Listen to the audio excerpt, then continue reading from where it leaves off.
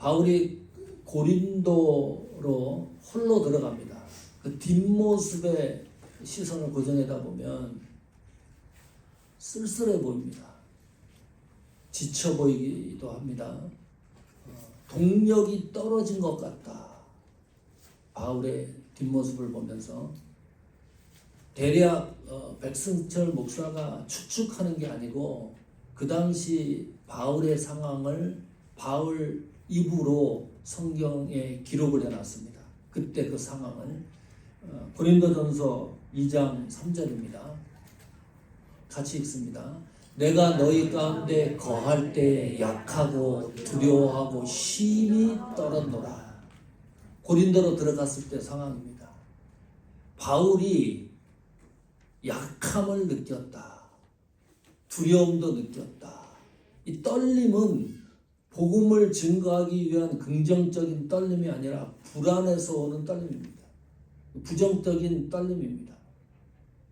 세상에 성령 충만하고 바울이 이렇게 약함을 직설적으로 성경에 기록할 정도였다 그러면 바울이 얼마나 많은 생각과 마음의 갈등과 여기 나온 그대로 약하고 두렵고 불편하고 떨리는 심정이었을까를 짐작을 합니다.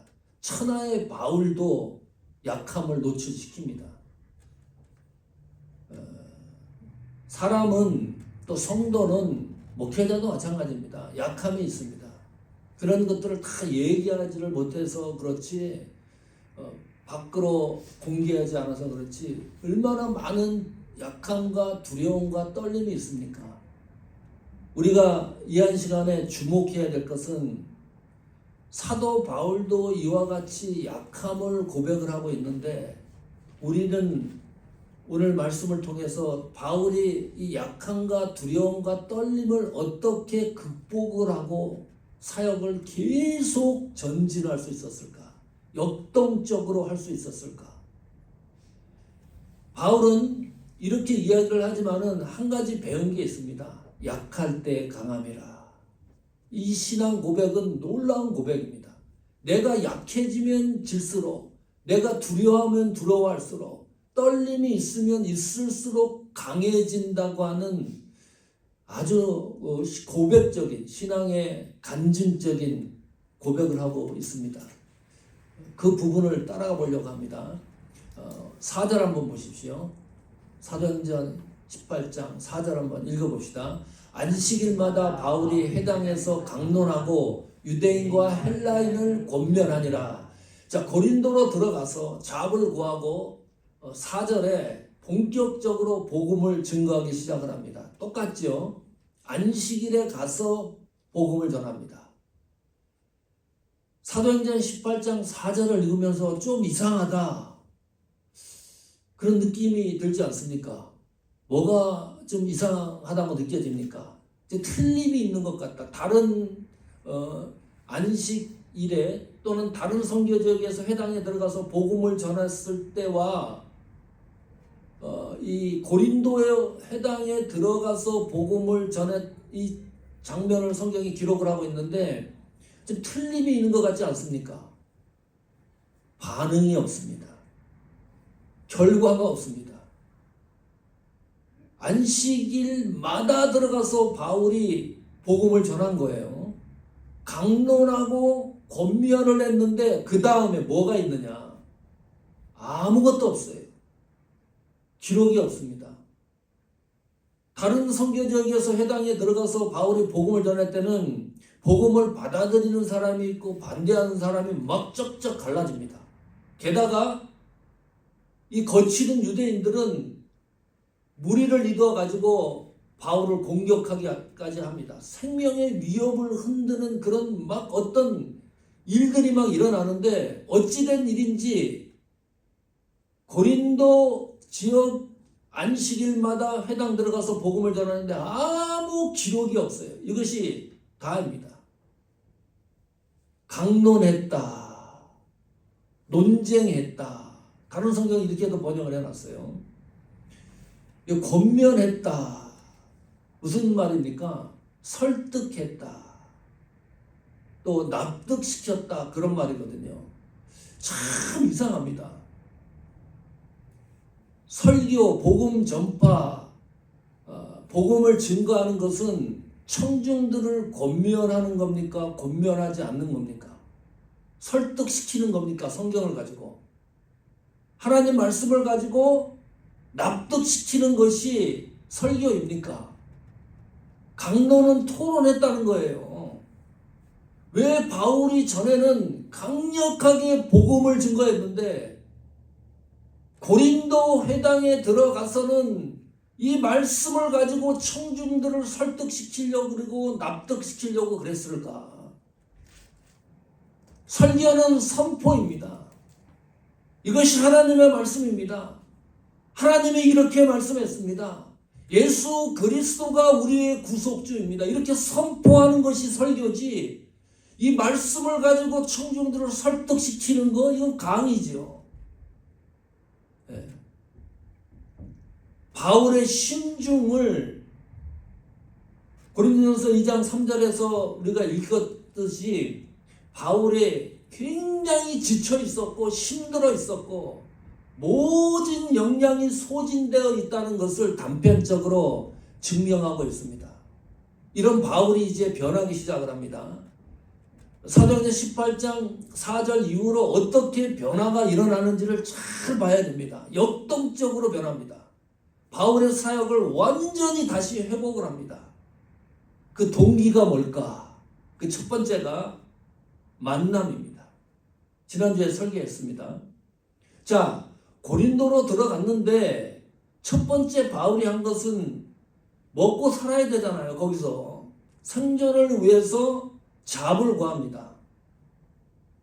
파트타임 잡을 구해요. 풀타임은 못하겠죠. 복음도 전해야 되니까. 안식일마다 복음도 전해야 되고 순간마다 복음을 전해야 되니까 바울 개인을 위해서 잡을 구한 거예요. 하나님과 전혀 관계가 없어요. 일단 살아야 되니까. 그런데 잡을 구한 그 사장님이 누구냐? 아굴라와 브리스길라예요. 이런 매치가 있습니까? 바울은 생존을 위해서 구했는데 하나님은 미리 아굴라와 브리스길라 부부를 준비시켜서 만나게 했다. 하나님에 의해서 만남을 이루어지면 반드시 하나님은 하나님의 일을 성취시킵니다.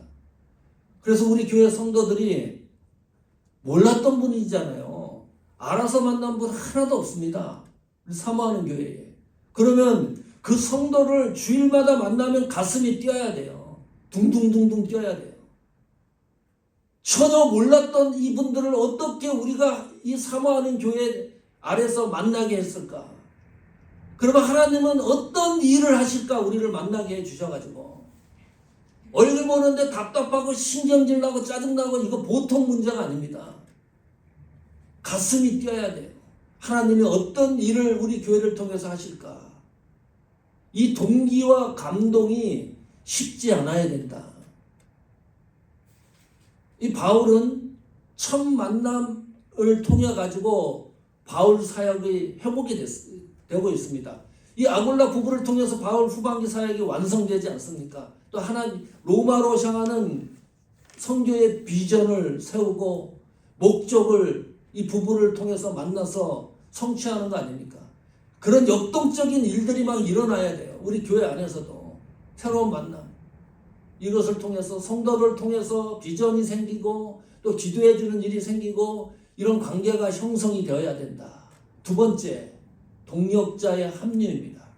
이때쯤 드디어 실라하고 디모데가 고린도로 바울을 돕기 위해서 내려옵니다. 실라는 빌립보에서 내려옵니다. 교회 소식을 가지고 내려와요. 더 특별한 거는 이 빌립보 교회가 개척된 지가 얼마 되지 않았잖아요. 바울 선교를 위해서 선교 헌금을 만들어 가지고 신라 편으로 보내요. 그 바울은 고린도에서 잡을 찾아가면서 어렵게 사역을 하고 있으니까 그 문제가 어느 정도 해소된 거 아닙니까? 그러니까 집중적으로 사역을 감당할 수 있는 발판이 생긴 겁니다. 디모데는 데살로니가에서 내려옵니다. 데살로니가 교회 소식을 바울에게 전합니다. 이 데살로니가 교회는 재림 문제로 복잡한 교회 문제가 있었습니다. 그 문제를 듣고 바울이 고린도에서 데살로니가 전후서를 씁니다. 이런 일들이 일어나요. 신라와 디모데를 만나는 장면, 이 말씀을 잘 기억해 놓으시고, 사도행전 18장 4절에 바울이 홀로 있을 때 안식일마다 회당에 들어가서 강론하고 헬라인을 권면했는데 아무 반응과 결론과 거기에 대한 기록이 성경에 없는데, 드디어 신라 디모데를 만나고 어떻게 변화되는지를 눈으로 확인해 보십시오. 5절입니다. 읽어보십시오. 신라와 디모데가 마게도냐로부터 내려오매 바울이 하나님 말씀에 붙잡혀 유대인들에게 예수는 그리스도라 밝히 증언하니. 틀림을 이해하십니까? 4절과 5절이 이렇게 틀릴 수가 있을까? 복음을 전하는 게 아니라 가가지고 토론을 하고 말씀을 가지고 유대 회당 사람들을 설득시키고 있었는데 동역자들과 합류를 하니까 그때부터 메시지가 틀려져요. 그냥 예수는 그리스도라고 선포하는 거 아닙니까? 말씀에 붙잡혔다. 이것이 동역자의 관계입니다. 한번 생각하십시오. 나는 사모하는 게 어떤 동역자일까? 앞으로 어떻게 나는 우리 사모하는 교회 지체들과 어떤 관계를 형성해 나갈까? 적어도 동역자는 신앙과 믿음과 사역에 있어서 힘이 좋고 힘들어하는 성도들에게 회복을 주는 사람입니다. 믿음이 회복이 되고 그 사람을 만나면 믿음이 회복이 되고 신앙이 회복이 되고 사역이 회복되는 관계가 동역자가 주는 힘과 능력입니다. 바울이 이렇게 변하잖아요. 어렵고 힘든데 그 유명한 바울이 힘들 때 다시 변화가 일어나고 역동적으로 움직일 수 있었던 것이 신라와 디모데가 합류하기 때문 아닙니까? 나는 동역자인데 상대에게 괴로움을 주고 지치게 하고 이건 동역자 관계가 아니죠. 또 확대 한번 해석을 해볼까요? 종아가 이세교회를 다닙니다. 모두 영어권입니다. 그 교회는 처음 가면 기도팀이 있습니다. 딱 그 교회 자체에 기도할 수 있는 그 달란트를 가진 사람들이 모여가지고 기도하는 그 팀 자체가 있습니다. 새로운 성도가 오면 기도를 해줘요. 또 사역자 훈련을 받는 사람들도 기도를 해줍니다. 종아한테 부탁을 하면 또 기도를 해주고 두세 명이 종아를 위해서 기도를 합니다. 그런데 기도할 때 정보를 주지 않습니다. 회사가 어디 다니고 나이가 얼마고 결혼을 했는지 안 했는지 이런 거 전혀 정보를 주지 않고 이름만 줍니다. 그레이스백입니다. 그러면 세 사람이 그 사람을 놓고서 종아를 놓고서 기도를 합니다. 그 사람들이 어떤 기도를 하겠어요? 종아에 대한 정보가 없는데 어떻게 기도를 하겠어요? 상상을 해보십시오. 어떻게 나 같으면 기도를 할까? 아무 정보가 없는데 하나님을 의지해서 한 사람을 놓고 세 명이 종아 손을 붙들고 기도를 합니다. 그 내용이 무슨 방언을 해서 못 알아듣는 소리로 기도하는 게 아니고 또리방 영어로 기도를 해줍니다. 기도하는 사람이 눈에서 눈물을 흘려요. 대충 기도하는 게 아닙니다. 아무 정보가 없는데 기도 내용도 보편적인 기도입니다. 이 자매님이 앞으로 이 세상을 살아가는데 하나님이 함께 동행해 주시고 하나님 영광 돌리는 삶을 살게 해 주십시오. 우리가 기도하는 그 범위 내에서 벗어나지는 않습니다. 그런데 아무 정보도 없이 기도를 하면 그 순간에 하나님이 주는 감동이 있습니다. 기도하는 가운데 그 감동을 서로 교류를 합니다. 느낌을 서로 공유를 합니다. 혹시 전혀 정보가 없는 사람을 위해서 기도한 일이 있습니까? 그렇다면 누군가는 나와 전혀 관계가 없는 사람들이 나를 위해서 뒤에서 기도한다고 생각해 본 일이 있습니까? 모르는 사람들이. 김대동 목사님 영광교회 시무하십니다. 이정혜 사모님입니다. 전라북도 시골교회에서 목회합니다. 순복음교회 목회자입니다. 그 목사님과 사모님이 우리 교회 성도들 이름을 놓고 기도를 합니다. 처음에는 목사님이 아픈 것부터 장로님을 위해서도 기도합니다. 여러분 몰랐지요? 그 사람과 우리 교회와 여러분과 무슨 상관이 있습니까? 뒤에서 기도하는 사람들이 있어요. 전혀 모르는 사람들을 위해서. 길을 가다가 홈리스를 만나서 기도해 본 적이 있습니까? 하나님, 그 사람에게 힘을 주시고 은혜를 주십시오. 이것이 실라와 디모데와 바울의 사역의 초점이었습니다. 당연하지요. 선교 지역에 누구 아는 사람이 있어요. 아는 사람을 위해서 기도하는 것도 아니고요. 거기에 무슨 교회가 세워졌습니까? 장소가 어디 있는 것도 아니고 길에 가는 사람을 붙들고 전혀 모르는 사람들을 위해서 실라와 디모데와 바울이 사역을 하고 하나님의 복음을 확장시키지 않습니까? 모르는 사람을 위해서 기도를 하다 보면 세계관이 틀려집니다. 우리 교회 성도들 정보를 가지고 한 사람 한 사람들을 가지고 기도하는 것과 전혀 나와 관계없는 사람들을 위하여 기도할 때 이 보는 세계관이 틀려집니다. 우크라이나 전쟁 때 고생하는 사람들 모르잖아요. 말씀에 붙잡혔다. 이 말씀에 짓눌려졌다. 말씀이 폭포수처럼 이게 너무 무거워가지고 바울이 납작해진 상태를 말합니다. 옷에 주름이 있는 것을 다리미질로 깨끗하게 다리미질한 상태를 말합니다. 하나님의 말씀에 붙잡혔다.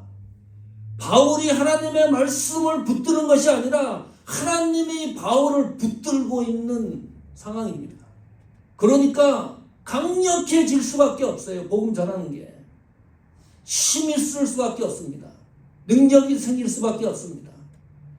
지치고 힘든 것이 복음 전하는데 강함으로 나타나고 있습니다. 자, 이 정도 복음을 전하면 어떤 반응이 일어날까요? 18장 4절에서는 아무 반응이 없었죠. 이렇게 바울이 실라와 디모데를 만나고 나서 복음을 전하니까요. 반응이 나타나기 시작을 합니다. 실제적으로 6절 한번 봅시다. 읽어보세요. 그들이 대적하여 비방하거늘 바울이 옷을 털면서 이르되 너희 피가 너희 머리로 돌아갈 것이요 나는 깨끗하니라. 이후에는 이방인에게로 가리라 하고 반응이 일어났는데 복음을 듣는 사람들이 대적하고 비방했다. 성령의 충만해서 복음을 전했는데 이게 어찌된 일이에요? 역사가 일어나야 되잖아요. 복음 듣고 여기에 뭐 3,000명이 회개하고 돌아온다든지 그런 일들이 일어나야 전하는 사람이 힘을 얻는 거 아닙니까? 그렇게 하나님 말씀에 붙잡혀가지고 복음을 전했는데 불구하고 유대인들이 비방하고 바울을 대적하기 시작을 했습니다. 비방했다. 반대했다. 대적했다. 반대했다는 거죠. 비방이라는 것은 반대 그것을 뛰어넘어서 회방했다. 복음을 전하지 못하게 온갖 욕설과 감정을 동원해가지고 바울이 전혀 바울을 복음을 전하지 못하게 했다는 거예요. 거기에다가 신성 모독까지 하는 겁니다. 하나님. 예수님 믿어라. 개나 믿어라. 응? 똑같은 거죠. 그런 일들이 일어나요. 그러니까 바울 입장에서는 너무나 난감한 거예요. 교회를 위하여 애쓰고 수고하고 헌신하고 봉사하고 너무나 열심을 했는데 칭찬하는 게 아니라 비판을 받아보세요. 최선을 다해서 했는데 이게 짜증나는 일입니다. 그때 바울이 너무 이 상황이 황당하니까 이런 얘기 하는 거예요. 바울이 옷을 털면서 옷을 털었다. 유대인들은 관습적으로 금방 알아챕니다. 이게 어떤 현상인지. 유대인들은 이방인 지역을 갔다가 돌아오면은 옷을 텁니다. 재수 없다고. 이방인 지역 갔다 와서 재수 없는 사람들 만났다고. 인종차별하는 거죠. 자기들만 하나님의 백성이고 그래서 옷을 터는 관습이 있었어요. 신발도 털고. 그래서 뭐 없어지는 건 아닌데 그 액션을 복음을 듣지 않고 대적하고 비방했던 사람들 앞에서 바울이 하고 있는 겁니다. 무슨 의도예요? 니들 잘났다고 하는데 자랑할 거 하나도 없다. 내가 지금 복음을 전하는데 복음을 듣지 않고 있지 않느냐? 응? 너희들이 싫어하고 부정하다고 생각하는 사람들에게 가서 내가 복음을 전할 것이다. 너희들이 너무 잘나서 복음을 받아들이지 않으면 너희들이 싫어하는 사람들에게로 가서 나는 복음을 전할 것이다. 이런 선전포고를 하는 겁니다. 그리고 떠나요. 회당에서. 우리는 성령에 충만해서 헌신하고 봉사했을 때 바울과 같은 이런 현실에 맞닥뜨리면 어떤 생각을 하냐 하면 포기하려고 합니다. 상처를 받습니다. 교회에서 이런 일이 일어나면 교회 10중 밟고 떠날 확률이 많습니다. 최선을 다했는데 비방하고 대적을 해보십시오. 그것을 어떻게 감당해냅니까? 교회에서. 그래서 바울이 그렇게 얘기하는 거예요. 나는 너무너무 이런 선상들 순간순간마다 지치고 힘든 상황들이 너무너무 많았다. 그래서 너무너무 약해 있었고 고린도에 들어갔을 때는 두려움에 떨었었고 답답한 가슴에 내 가슴이 떨려 있었고 그런 거 고백하는 거예요. 바울은 이것을 어떻게 극복을 합니까? 고린도전서 2장 4절입니다. 읽어보십시오. 내 말과 내 전도함이 설득력 있는 지혜의 말로 하지 아니하고 다만 성령의 나타나심과 능력으로 했다. 그런 일을 극복하고 그런 것을 통과할 수 있는 방법이 뭐냐? 하나님 성령의 나타나심과 능력으로 나는 극복해 나갔다. 이거 고백하는 거예요. 얼마나 멋있습니까? 떠나야 될 상황인데, 미워해야 될 상황인데, 지쳐있는 상황인데, 환란이 겹겹이 쌓여있는 상황인데 그것을 헤쳐나가는 방법이 뭐였었냐? 단 한 가지입니다. 성령의 나타나심과 능력으로 나는 이겨냈다. 이런 고백이 간증이 되기를 축원합니다. 사역을 감당하고 믿음 생활할 때 얼마나 많은 어려움과 시련과 상처가 있습니까? 그런 것을 이겨내는 힘은 사람도 아닙니다. 돈도 물질도 아닙니다. 인간관계에서 이것을 해결하는 것도 아닙니다. 성령의 나타나심과 능력으로 돌파했다.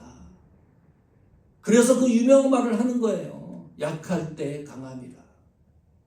내가 약해지면 약해질수록 하나님이 일하신다는 것을 바울이 사역의 현장에서 경험으로 발견했기 때문입니다. 자, 그래서 회당에서 이제 떠나요. 어디로 가느냐? 사도행전 18장 7절 보십시오. 거기서 옮겨 하나님을 경외하는 디도 유스도라 하는 사람의 집에 들어가니 그 집은 회당 옆이라. 이것도 이해를 못하면 이상하죠. 하나님을 경외하는 디도 유스도가 있었는데 회당 옆에 있었어요. 그러면 디도 유스도는 갑자기 바울이 알아서 들어간 게 아니고 그 전부터 복음을 전하면서 얼굴을 익혀 있었고 바울이 전하는 복음을 통해서 믿음 생활을 하고 있었다고 하는 증명이 되는 겁니다. 어떻게 디도 유스도가 신앙인이 됐는지 성경에 기록하고 있지는 않지만 바울과 굉장히 가까운 관계입니다. 복음을 듣고 그러니까 아무 소식도 없이 디도 유스도라는 집으로 들어갔다 그랬습니다. 가문의 영광입니다. 어떻게 신앙생활이 됐는지 모르는데 디도 유스도라는 이름이 성경에 기록됐다는 것이 놀라운 일입니다. 여기에서 고린도 교회가 시작이 돼요. 디도 유스도 가정에서. 회당에서는 도저히 유대인들이 복음을 못 들으니까 이 디도 유스도는 이방인입니다. 게다가 또 7절에 이런 일도 있습니다. 8절. 또 회당장 그리스도보가 온 지방과 더불어 주를 믿으며 수많은 고린도 사람들도 듣고 믿어 세례를 받더라. 회당에서 복음 전했을 때 대적하고 비방하고 결신자가 제로인 것처럼 성경에 기록이 되는데 엉뚱한 곳에서 하나님의 역사가 일어나요. 신기하지 않습니까? 이 회당장은 바울이 전했던 그 회당이 아닙니다. 다른 곳에 회당장으로 있었던 그리스도보가 어찌 되는지 바울의 복음을 듣고 예수를 믿기 시작을 합니다. 고린도가 변화되는 조짐이 보입니다. 그리고 고린도 사람들, 수많은 사람들이 믿어 세례를 받더라. 이 헬라어 문장이 현재 분사형입니다. 미완료 과거형입니다. 그 당시 현재에 세례를 받는 것이 단 한 번으로 끝나는 것이 아니라 완료된 것이 아니라 미완료 과거형이기 때문에 계속해서 세례받고 결신자들이 늘어났다는 것을 성경이 기록을 하고 있습니다. 안 될 것 같지요? 유대회당에서 대적하고 비방을 해서 복음이 증거가 거기에 중단될 것 같은데 한 발 비껴보니까요. 다른 방향에서 하나님은 이렇게 놀라운 복음의 결실을 거두고 있었습니다. 실라와 디모데가 합류해서 일어난 일이었습니다. 세 번째, 역동적으로 변화된 이유는 하나님의 위로와 격려입니다. 사도행전 18장 9절입니다. 읽어보십시오. 밤에 주께서 환상 가운데 바울에게 말씀하시되 두려워하지 말며 침묵하지 말고 말하라. 자, 환상 가운데 하나님이 나타나셨어요. 이런 일은 자주 있는 일입니까? 희소한 일입니까? 희소한 일입니다. 우리는 착각하기를 순간마다 바울에게 환상 가운데 하나님이 나타나서 지시하고 어떤 일을 하라고 감동을 주고 그렇게 생각할 수가 있는데 아닙니다. 환상 가운데 나타나는 이런 일들은 많이 나타나지 않습니다. 드로아에서 한번 나타났었고요. 아시아 선교하려고 그러는데 드로아 지역에서 환상 가운데 아시아 지역 선교 포기하고 유럽으로 가라는 것을 바울이 환상 가운데 알게 됩니다. 그리고 빌립보, 데살로니가, 베레아, 아테네 이어지는 데까지 한 번도 환상 가운데 나타나지 않습니다. 그러다가 사도행전 18장 9절에서 나타나요. 환상이. 자, 이것도 이상해요. 어쨌든 베드로가 이방인 사람들, 수많은 고린도 사람들에게 복음을 전해서 믿는 수가 증가하고 있었을 때 나타냈기 때문입니다. 이게 맞지 않는 것 같잖아요. 타이밍이. 바울이 가장 힘들 때 나타나야 되는데 이 복음이 그래도 수많은 사람들이 듣고 복음의 성장이 있었을 때 왜 이때 하나님의 환상 가운데 나타났을까? 성경에는 보이지 않지만 표면적으로 유대인들이 계속해서 바울을 공격하고 있을 때입니다. 사도행전 18장 12절 보십시오. 요거는 다시 돌아옵니다. 갈리오가 아가야 총독이 되었을 때에 유대인들이 일제히 일어나 바울을 대적해서 법정으로 데리고 가서 고소를 해가지고 재판을 받게 했습니다. 그러니까 그 밑에서는 얼마나 바울이 사람들이 복음의 결실이 점점점 성장하면 성장할수록 바울은 고통이 점점 심하고 있을 때입니다. 성경에는 보이지 않지만 다시 9절 10절로 와보십시오. 그래서 이렇게 얘기해요. 두려워하지 말라. 침묵하지 말라. 계속 말하라. 바울이 두려워하고 있었다는 증거입니다. 이제는 됐다. 고린도 이 지역의 선교는 이 정도면 됐다. 라고 생각하고 있을 때 침묵하지 말라고 격려합니다. 복음을 전할 수 없을 정도로 고통을 당하고 있을 때 계속해서 하나님의 말씀을 증거하라고 합니다. 거기서 끝나는 게 아니라 너와 함께 있을 것이다. 어떤 사람도 너를 대적해서 해롭게 할 자가 없을 것이다. 육체적으로 해가 없다는 것이 아니라 어떤 일이 있어도 하나님과 관계가 훼손되지 않을 것이다. 바울이 복음을 전할 수밖에 없었던 것은 하나님의 백성이 고린도에 아직 많기 때문이다. 바울의 복음을 듣고서 돌아와야 될 하나님의 선택한 백성들이 이 고린도 성에 많이 있었기 때문입니다. 하나님의 위로와 격려가 바울의 사역을 소생시키고 있습니다.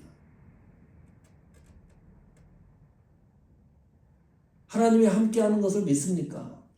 우리가 지칠 때 하나님이 지키신다고 약속합니다. 오늘 말씀을 보면 그런데 우리가 그것을 느끼지 못하는 이유가 뭘까요? 이 나에게 쓰나미처럼 닥쳐오는 이것이 너무 크니까 이 감각이 없는 거예요. 하나님이 계속해서 너와 함께 있다고 말씀하시고 지키신다고 말씀하시는데 이 상황과 이것이 너무 크니까 하나님이 함께 한다는 사실을 자꾸 놓칩니다. 바울이 그랬다는 거예요. 바울이 쉽게 고린도를 떠나지 않습니다. 이 하나님의 위로와 격려를 받고 고린도 지역에서 1년 6개월 동안 사역을 진행해 나갑니다. 하나님의 위로와 격려가 있었기 때문입니다. 성도 여러분, 우리는 하나님의 동력자입니다. 동력자는 하나님의 일꾼입니다. 일꾼은 어떤 뜻입니까? 예수 그리스도의 종입니다. 종은 헬라어로 노예라는 뜻이 더 가깝다고 했습니다. 그래서 바울은 나는 예수 그리스도의 노예 신분을 자랑한다 그랬습니다. 하나님의 동력자는 예수 그리스도의 노예입니다. 하나님의 노예, 예수 그리스도의 노예라는 신분이 자랑스럽습니까? 창피합니까?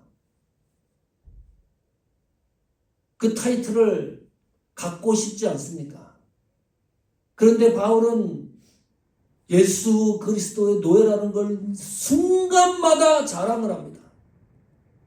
바울 서신서 초두에 나는 예수 그리스도의 종이라는 이 신분을 이토록 노예라는 신분을 너무너무 자랑하고 있습니다. 바울 서신서 곳곳에서 등장합니다. 이유가 뭘까요? 내 생명을 다한다 할지라도 구속의 감격과 은혜가 그것을 대신할 수 없기 때문입니다. 내가 죽을지라도 하나님이 구속해 주신 은혜와 감격이 너무 크고 위대하기 때문입니다. 그러니까 자랑을 하는 거예요.